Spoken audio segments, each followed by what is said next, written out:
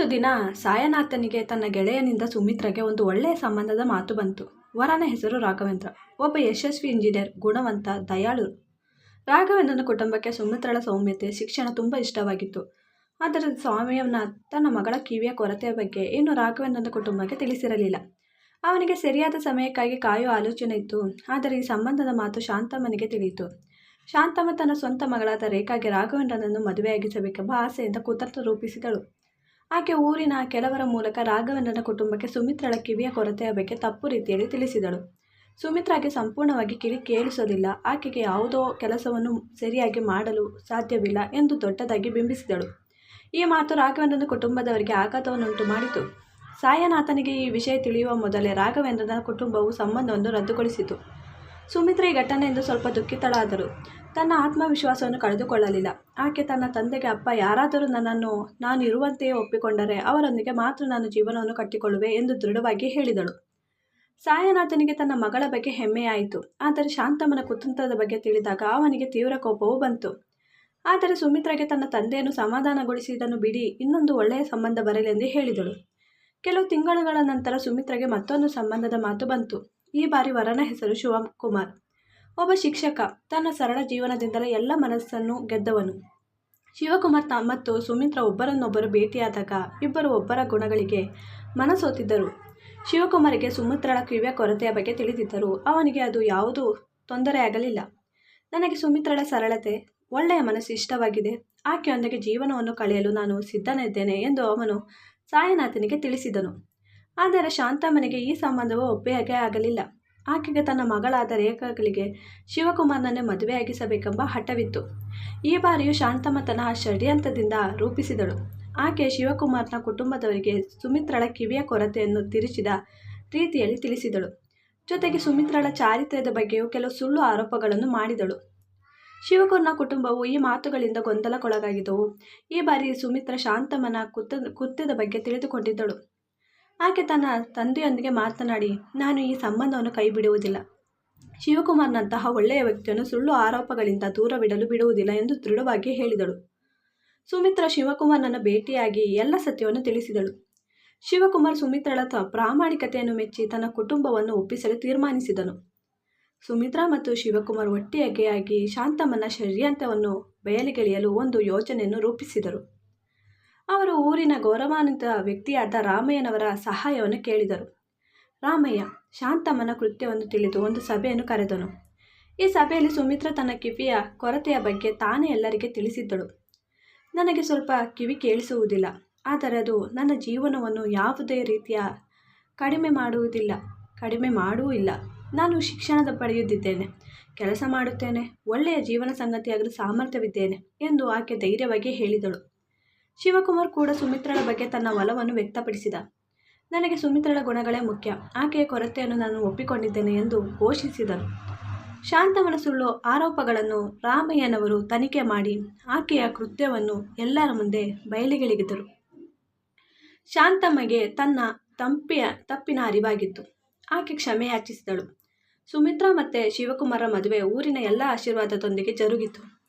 ಶಾಂತಮ್ಮನ ಮಗಳಾದ ರೇಖಾಗೂ ಕೆಲವು ತಿಂಗಳುಗಳ ನಂತರ ಒಳ್ಳೆಯ ಸಂಬಂಧ ಸಿಕ್ಕಿತ್ತು. ಸುಮಿತ್ರ ತನ್ನ ಜೀವನದಲ್ಲಿ ಎದುರಾದ ಎಲ್ಲ ಸವಾಲುಗಳನ್ನು ಧೈರ್ಯದಿಂದ ಎದುರಿಸಿ ತನ್ನ ಕಿವಿಯ ಕೊರತೆಯನ್ನು ಒಂದು ದೌರ್ಬಲ್ಯವೆಂದು ಎಂದಿಗೂ ಭಾವಿಸಲಿಲ್ಲ. ಆಕೆಯ ಕಥೆ ಕಾಶಿನಗರದಲ್ಲಿ ಎಲ್ಲರಿಗೂ ಒಂದು ಸ್ಫೂರ್ತಿಯಾಯಿತು.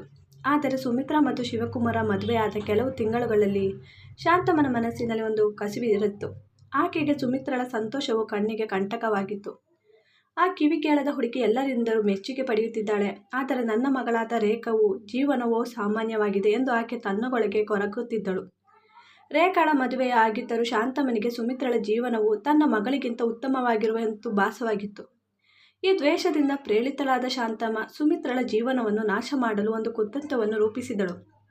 ಶಾಂತಮ್ಮನ ಯೋಜನೆ ಮೊದಲ ಹೆಜ್ಜೆಯಾಗಿ ಆಕೆ ಶಿವಕುಮಾರ್ ಮತ್ತು ಸುಮಿತ್ರಳ ನಡುವೆ ಒಡಗುಂಟು ಮಾಡಿದಳು ಮತ್ತು ನಿರ್ಧರಿಸಿದಳು. ಶಿವಕುಮಾರ್ ಒಬ್ಬ ಶಿಕ್ಷಕನಾಗಿದ್ದರಿಂದ ಊರಿನಲ್ಲಿ ಗೌರವಾನ್ವಿತ ವ್ಯಕ್ತಿಯಾಗಿದ್ದ. ಶಾಂತಮ್ಮ ಶಿವಕುಮಾರ್ನ ವೃತ್ತಿ ಜೀವನಕ್ಕೆ ಕುಂದುಂಟು ಮಾಡುವ ಒಂದು ಸುಳ್ಳು ಆರೋಪವನ್ನು ರೂಪಿಸಿದಳು. ಆಕೆ ಶಿವಕುಮಾರ್ ತನ್ನ ಶಾಲೆಯ ಒಬ್ಬ ವಿದ್ಯಾರ್ಥಿಯೊಂದಿಗೆ ಅನುಚಿತವಾಗಿ ವರ್ತಿಸುತ್ತಿದ್ದಾನೆ ಎಂಬ ಸುಳ್ಳು ಗಾಳಿಯನ್ನು ಹಬ್ಬಿಸಿದ್ದಳು. ಈ ಆರೋಪವನ್ನು ಆಕೆ ಊರಿನ ಕೆಲವು ಕಿಡಿಗೇಡಿಗಳ ಮೂಲಕ ಶಾಲೆಯ ಆಡಳಿತ ಮಂಡಳಿಗೆ ತಲುಪಿಸಿದಳು. ಶಿವಕುಮಾರ್ಗೆ ಈ ಆರೋಪದ ಬಗ್ಗೆ ತಿಳಿದಾಗ ಅವನಿಗೆ ಆಘಾತವಾಯಿತು. ಶಾಲೆಯ ಆಡಳಿತ ಮಂಡಳಿಯು ಈ ಆರೋಪವನ್ನು ಗಂಭೀರವಾಗಿ ಪರಿಗಣಿಸಿ ಶಿವಕುಮಾರ್ನನ್ನು ತಾತ್ಕಾಲಿಕವಾಗಿ ಅಮಾನತುಗೊಳಿಸಲಾಯಿತು. ಈ ಘಟನೆಯಿಂದ ಶಿವಕುಮಾರ್ನ ಗೌರವಕ್ಕೆ ಧಕ್ಕೆ ಆಯಿತು. ಸುಮಿತ್ರಾ ತನ್ನ ಗಂಡನ ಮೇಲಿನ ಈ ಆರೋಪವು ಸುಳ್ಳು ಎಂದು ದೃಢವಾಗಿ ನಂಬಿದಳು. ಆದರೆ ಊರಿನ ಜನರು ಗುಸುಗುಸಿಯಿಂದ ಆಕೆಗೂ ಒತ್ತಡವಾಯಿತು. ಶಿವಕುಮಾರ್ ತನ್ನ ಮೇಲಿನ ಆರೋಪವನ್ನು ತೆರವುಗೊಳಿಸಲು ಶಾಲೆಯ ಆಡಳಿತದೊಂದಿಗೆ ಸತತವಾಗಿ ಮಾತನಾಡಿದರು. ಆರೋಪಕ್ಕೆ ಯಾವುದೇ ದೃಢವಾದ ಸಾಕ್ಷಿ ಇಲ್ಲದಿದ್ದರೂ ಊರಿನ ಗಾಳಿಯಿಂದ ಆಡಳಿತ ಮಂಡಳಿಯು ತೀರ್ಮಾನವನ್ನು ಕೈಗೊಳ್ಳಲು ತಡವರಿಸಿತು. ಸುಮಿತ್ರಾ ಈ ಸಂಕಷ್ಟದ ಸಮಯದಲ್ಲಿ ಶಿವಕುಮಾರ್ಗೆ ಬೆಂಬಲವಾಗಿ ನಿಂತಿದ್ದಳು. ಆಕೆ ತನ್ನ ತಂದೆ ಸಾಯನಾಥನೊಂದಿಗೆ ಮಾತನಾಡಿ ಈ ಆರೋಪದ ಹಿಂದೆ ಶಾಂತಮ್ಮನ ಕೈವಾಡವಿರಬಹುದೆಂದು ಶಂಕೆ ತಿಳಿಸಿದಳು. ಸಾಯನಾಥ್ ತನ್ನ ಮಗಳಿಗೆ ನಾವು ಈ ಸುಳ್ಳನ್ನು ಬಯಲಿಗೆಳೆಯಬೇಕು. ಶಾಂತಮ್ಮನ ಕೃತ್ಯ ಈಗ ಒಂದು ಕುಟುಂಬವನ್ನೇ ನಾಶ ಮಾಡುವ ಹಂತಕ್ಕೆ ಬಂದಿದೆ ಎಂದು ಹೇಳಿದನು. ಸುಮಿತ್ರಾ ತನ್ನ ಕಿವಿಯ ಕೊರತೆಯಿಂದಾಗಿ ಎದುರಾದ ಎಲ್ಲ ಸವಾಲುಗಳನ್ನು ಧೈರ್ಯದಿಂದ ಎದುರಿಸಿದ್ದವಳು. ಈ ಬಾರಿಯೂ ಆಕೆ ಸುಮ್ಮನೆ ಕೂರಲಿಲ್ಲ. ಆಕೆ ಶಿವಕುಮಾರ್ನೊಂದಿಗೆ ಚರ್ಚಿಸಿ ಈ ಆರೋಪದ ಹಿಂದಿನ ಸತ್ಯವನ್ನು ಕಂಡುಹಿಡಿಯಲು ಒಂದು ಯೋಜನೆಯನ್ನು ರೂಪಿಸಿದಳು. ಸುಮಿತ್ರಾ ಊರಿನ ಒಬ್ಬ ವಿಶ್ವಾಸಾರ್ಹ ವ್ಯಕ್ತಿಯಾದ ರಾಮಯ್ಯನವರನ್ನು ಭೇಟಿಯಾದಳು. ರಾಮಯ್ಯ ಈಗಾಗಲೇ ಶಾಂತಮ್ಮನ ಹಿಂದಿನ ಕೃತ್ಯವನ್ನು ಬಯಲಿಗೆಳೆದವನು. ಸುಮಿತ್ರಾ ಶಿವಕುಮಾರ್ನ ಮೇಲಿನ ಆರೋಪದ ಬಗ್ಗೆ ತಿಳಿಸಿ ಈ ವಿಷಯದಲ್ಲಿ ಶಾಂತಮ್ಮನ ಕೈವಾಡವಿರಬಹುದೆಂದು ಶಂಕೆ ವ್ಯಕ್ತಪಡಿಸಿದಳು. ಈ ರಾಮಯ್ಯ ಈ ವಿಷಯವನ್ನು ಗಂಭೀರವಾಗಿ ಪರಿಗಣಿಸಿ ಶಾಂತಮ್ಮನ ಚಟುವಟಿಕೆಗಳನ್ನು ಗಮನಿಸಲು ತನ್ನ ಕೆಲವು ವಿಶ್ವಾಸಾರ್ಹ ಸ್ನೇಹಿತರ ಸಹಾಯವನ್ನು ಕೇಳಿದನು. ಈ ತನಿಖೆಯಲ್ಲಿ ಶಾಂತಮ್ಮ ಊರಿನ ಒಬ್ಬ ಕಿಡಿಗೇಡಿಯಾದ ಗೋಪಾಲ್ನೊಂದಿಗೆ ಈ ಆರೋಪವನ್ನು ಹಬ್ಬಿಸಲು ಒಡಂಬಡಿಕೆ ಮಾಡಿಕೊಂಡಿದ್ದಳು ಎಂಬುದು ತಿಳಿಯಿತು. ಗೋಪಾಲ ಶಾಂತಮ್ಮನಿಂದ ಹಣ ಪಡೆದು ಈ ಸುಳ್ಳುಗಾಳಿಯನ್ನು ಶಾಲೆಯ ಆಡಳಿತ ಮಂಡಳಿಗೆ ತಲುಪಿಸಿದ್ದನು. ಸುಮಿತ್ರಾ ಮತ್ತು ರಾಮಯ್ಯ ಗೋಪಾಲನನ್ನು ಒಂದು ಸಭೆಗೆ ಕರೆದರು.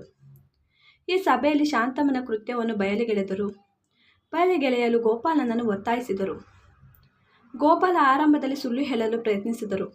ರಾಮಯ್ಯನವರ ಕಟ್ಟುನಿಟ್ಟಾದ ಪ್ರಶ್ನೆಗಳಿಗೆ ತಡವರಿಸಲಾಗದೆ ಶಾಂತಮ್ಮನಿಂದ ಹಣ ಪಡೆದು ಆರೋಪವನ್ನು ಹಬ್ಬಿಸಿದನು ಎಂದು ಒಪ್ಪಿಕೊಂಡಿದ್ದನು. ಈ ಸತ್ಯವನ್ನು ರಾಮಯ್ಯ ಶಾಲೆಯ ಆಡಳಿತ ಮಂಡಳಿಗೆ ತಿಳಿಸಿದನು. ಶಿವಕುಮಾರ್ನ ಮೇಲಿನ ಆರೋಪವು ಸುಳ್ಳು ಎಂದು ದೃಢಪಟ್ಟಿತ್ತು. ಅವನ ಅಮಾನತು ತೆಗೆದು ಶಾಲೆಯಿಂದ ಕ್ಷಮೆಯಾಚನೆಯನ್ನು ವ್ಯಕ್ತಪಡಿಸಲಾಯಿತು. ಆದರೆ ಶಾಂತಮ್ಮನ ಸೇಡಿನ ಯತ್ನ ಇಲ್ಲಿಗೆ ಕೊನೆಯಾಗಲಿಲ್ಲ. ಆಕೆ ತನ್ನ ಯೋಜನೆ ವಿಫಲವಾದರೂ ಸುಮಿತ್ರಳ ವೈಯಕ್ತಿಕ ಜೀವನದ ಮೇಲೆ ದಾಳಿ ಮಾಡಲು ಮತ್ತೊಂದು ಪ್ರಯತ್ನವನ್ನು ಮಾಡಿದಳು. ಈ ಬಾರಿ ಆಕೆ ಸುಮಿತ್ರಳ ಕಿವಿಯ ಕೊರತೆಯನ್ನೇ ಒಂದು ಶಾಸ್ತ್ರವಾಗಿ ಬಳಸಿಕೊಂಡು ಶಿವಕುಮಾರ್ನ ಕುಟುಂಬದವರೊಂದಿಗೆ ಒಡಕಂಟು ಮಾಡಲು ಪ್ರಯತ್ನಿಸಿದಳು. ಶಾಂತಮ್ಮ ಶಿವಕುಮಾರ್ನ ತಾಯಿಗೆ ಸುಮಿತ್ರಳ ಕಿವಿಯ ಕೊರತೆಯಿಂದ ಆಕೆ ಕುಟುಂಬದ ಜವಾಬ್ದಾರಿಗಳನ್ನು ಸರಿಯಾಗಿ ನಿಭಾಯಿಸಲಾಗಲು ಶಿವಕುಮಾರ್ಗೆ ಇದರಿಂದ ತೊಂದರೆಯಾಗುತ್ತದೆ ಎಂದು ಗುಸುಗುಸುಯಿಂದ ಹೇಳಿಕೊಟ್ಟಿದ್ದಳು. ಸುಮಿತ್ರಾ ಈ ವಿಷಯವನ್ನು ತಿಳಿದಾಗ ಶಿವಕುಮಾರ್ನ ಕುಟುಂಬದವರೊಂದಿಗೆ ತಾನೇ ಮಾತನಾಡಲು ನಿರ್ಧರಿಸಿದಳು. ಆಕೆ ಶಿವಕುಮಾರ್ನ ತಾಯಿಯನ್ನು ಭೇಟಿಯಾಗಿ ನನಗೆ ಕಿವಿಯ ಕೊರತೆ ಇದೆ, ಆದರೆ ಅದು ನನ್ನ ಜವಾಬ್ದಾರಿಗಳನ್ನು ನಿಭಾಯಿಸುವ ಸಾಮರ್ಥ್ಯವನ್ನು ಕಡಿಮೆ ಮಾಡಿಲ್ಲ. ಶಿವಕುಮಾರ್ನೊಂದಿಗೆ ನಾನು ಸಂತೋಷದ ಜೀವನವನ್ನು ಕಟ್ಟಿಕೊಂಡಿದ್ದೇನೆ. ದಯವಿಟ್ಟು ಶಾಂತಮ್ಮನ ಮಾತುಗಳಿಗೆ ಕಿವಿ ಕೊಡಬೇಡಿ ಎಂದು ಪ್ರಾಮಾಣಿಕವಾಗಿ ಹೇಳಿದಳು.